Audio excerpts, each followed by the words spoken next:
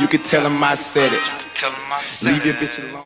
In Atlanta, two masked women are trying to shake up the booting industry one call at a time. The identity of the boot girls remains hidden for their safety, but they've become social media stars, and state lawmakers are following their lead. Georgia state senators and an Atlanta city official are now trying to ban the act of booting, saying it's predatory and at times causing unnecessary violence. But booting companies say they only practice it where the city ordinance allows. Tonight, we take you along for a look inside the parking problems plaguing one of America's biggest cities and the vigilantes trying to fix it. They had a key, and we just bought it from them and started our own. Oh, they got a boot. A day in life is like we usually wake up at like 8 a.m. to our phone blowing up. Oh, theirs is hard to put in there. There we go. And it's full of boots. And it can last till like, what, 3 a.m.? It's gone up to 40 a day. So we don't really have to do the whole week. You know, we got different vehicles, but we chose the Batmobile today for y'all. So, play some tunes.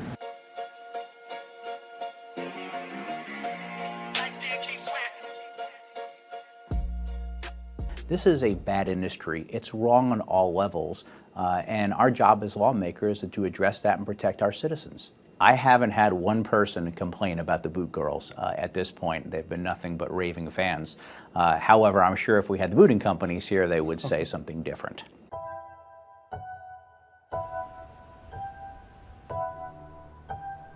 You see through the social media reactions, the reactions of local news when stories about booting come up, that this is a problem that a lot of Atlantans actually are really concerned about. So you can park your car at a lot in Atlanta, walk off the property, come back and your car is going to be booted.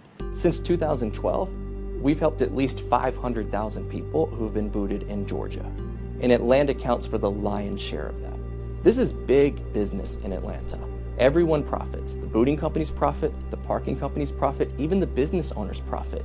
Despite the fact that there are statutes and rules that keep them from giving kickbacks, they still do it in a lot of instances. So everyone's getting paid off of this, and the people who are parking, even in their own homes, are the ones paying the cost.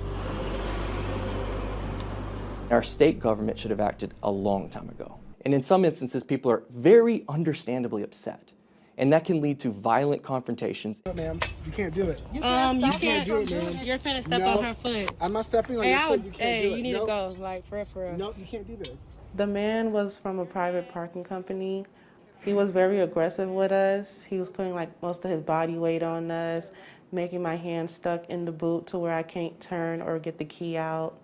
I thought we was gonna have to fight him. Okay, but excuse me so I can take it. Can y'all call the police? Because he's harassing us. I'm calling the cops right now. Don't worry about it. I mean, It's legal. Like, it's not. Yes, it is. You touch my friend, I'm gonna whip your. You a grown man. You a grown man. And you're hiding behind a mask. Okay, and what you gonna do about it? Behind a mask. It's kind of a dangerous job for a female, technically, especially with the audience and they know who you are. They really try to attack you. But we're on the way, and she said, thank you. I've been arrested by the Atlanta Police Department. I was trying to help the people who had called me, and by the time I got there, all that was happening, they called the police, and they just falsely accused me of throwing the boot over the fence, but the lot that it was at, there was no fence. They just said things that they know were criminal to, have reasons for my arrest. The boot girls, we've identified them, we know who they are, and we're working through a process with other booting companies and APD to get them prosecuted. The problem is more with some of our state legislators that are actually encouraging this kind of activity. Well, here in the city of Atlanta, we have an ordinance that actually controls how we boot. So we have to be permitted by the City of Atlanta Police Department with background checks. We have to have signage at all the entrances, and there's a whole bunch of things that we have to do in order to boot a car legally. We only boot in areas where there is an ordinance. We work with our crew to educate them on how to speak to people, so to de-escalate things. If you communicate well with them, it tends to de-escalate a situation. Banning booting is short-sighted, and the reason why I say that is this. You take a property like this, which is a paid parking lot. If you ban booting, it's going to leave my client one option for enforcement, and that's towing. Unfortunately for the people who are in violation at that point, the fee is going to be 3 to 4 times higher. Keys. They got all the keys. They got the keys to the street. make the keys that unlock the booting devices across the city of Atlanta, and I sell those.